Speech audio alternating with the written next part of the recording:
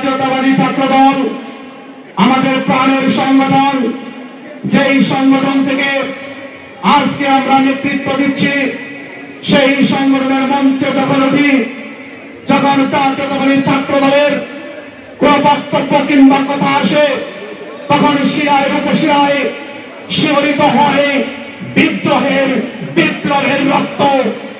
তখন মনের করে জাগ্রত হয় এক প্রতিবাদী কণ্ঠস্বর জাতীয়তাবাদী ছাত্রদল।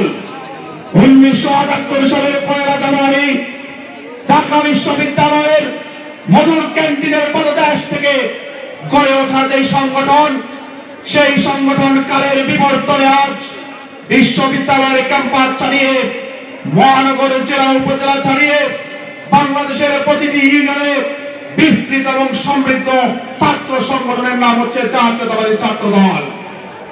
ছাত্রদল ইতিহাস এবং ঐতিহ্যে পরিপূর্ণ একটি স্বয়ং সম্পূর্ণ ছাত্র সংগঠন, যা উপমহাদেশের সবচেয়ে বিখ্যাত ছাত্র সংগঠন।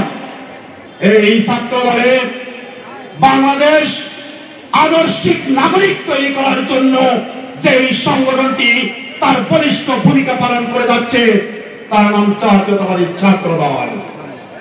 প্রিয় বন্ধুরা আমার, তোমরা নিশ্চয়ই জানো আজ বাংলাদেশের বহু জাতীয় নেতার জন্ম দিয়েছেন এই জাতীয়তাবাদী ছাত্রদল।